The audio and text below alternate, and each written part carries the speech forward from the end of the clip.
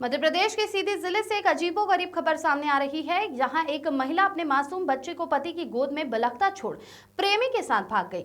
पत्नी के प्रेमी के साथ चले जाने के बाद अब पति उसकी तलाश में पुलिस थाने के चक्कर काट रहा है। वहीं अब पत्नी अपने प्रेमी के साथ रहने की बात कह रही है। दरअसल ये पूरा मामला सीधी जिले के कमरची थाना इलाके के एक गाँव का है, जहाँ रहने वाला युवक अपने बीमार बेटे को गोद में लिए पत्नी की तलाश में भटक रहा है।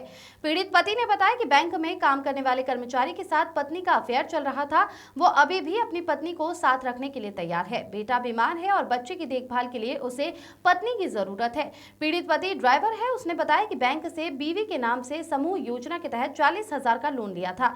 इसी लोन के चक्कर में पत्नी अक्सर बैंक जाया करती थी। इसी दौरान पत्नी का बैंक के कर्मचारी शैलेंद्र पटेल से अफेयर हो गया। अब बीवी उससे और बीमार बेटे को छोड़कर चली गई है और फोन कर कहा कि वो शैलेंद्र के साथ ही रहना चाहती है।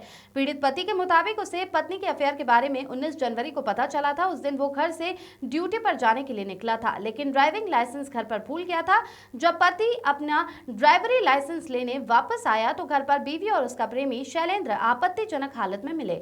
इस दौरान पति को मोहल्ले वालों से पता चला कि शैलेंद्र उनके घर ही रह रहा था और बीवी ने उसे अपना भाई बताया था। इसके बाद पत्नी प्रेमी के साथ भाग गई थी, लेकिन वो उसे किसी तरह ढूंढ लाया था। जब युवक ने पत्नी व उसके प्रेमी के खिलाफ कार्रवाई के लिए पुलिस से गुहार लगाई। फिलहाल इस घटना में युवक एसपी से न्याय की गुहार लगा रहा है। अब देखना होगा कि जमोड़ी पुलिस कब तक दस्तयाब करने में सक्षम हो पाती है। Bureau report. एक जमोड़ी थाना अंतर्गत मामला आया है, जिसमें ये आरोप है कि फाइनेंसर द्वारा एक ड्राइवर की पत्नी को भगा लिया गया है। क्या पूरा मामला है? ये